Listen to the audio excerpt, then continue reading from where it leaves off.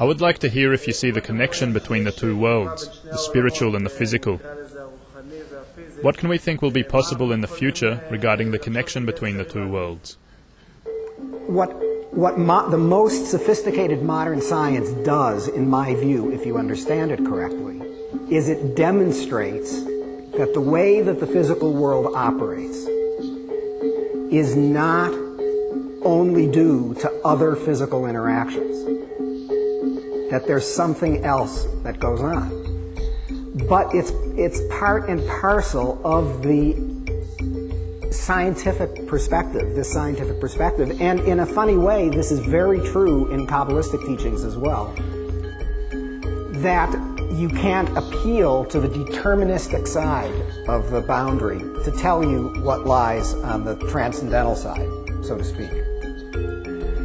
Now, living with that may be difficult for some people, but on the other hand, when it's understood properly, I think it's an extraordinarily powerful impetus to the development of one's spiritual life. I would like to add to this. When you are in both worlds, you do see the connection between them and how one affects the other. They affect one another, the upper on the lower on the upper. There's a flow, a clear connection, and clear communication. The laws are the same laws, but what happens in the upper law is copied into matter into the lower law. You can study the upper world from the lower law as it is written. It's possible. However, this is possible on the condition that you've already developed the sixth sense and you live in the five senses in this world, in the body, as well as in the sixth sense, in the soul. But if you're only in one of these worlds, then of course you cannot learn and research the connections between them. We also know this from books of Kabbalists, and there were some, the greatest of whom was the Gaon of Vilna. These Kabbalists engaged in the connection between the two worlds, and they wrote a lot about it. Actually, our whole literature is written this way. For example, when we open the Torah, the Pentateuch, and we read a story from there,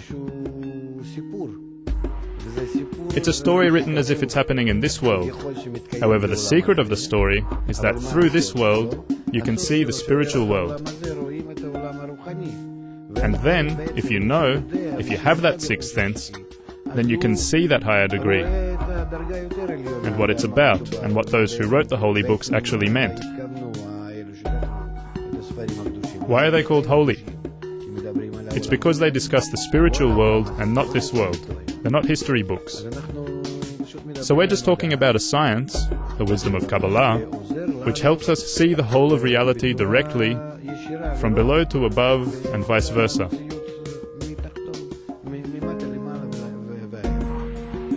However, if you are only on one side, even if you're Einstein, although he really yearned to see reality's overall formulae,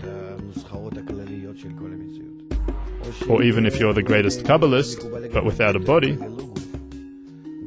then neither of them would be able to engage in the connection between the two worlds.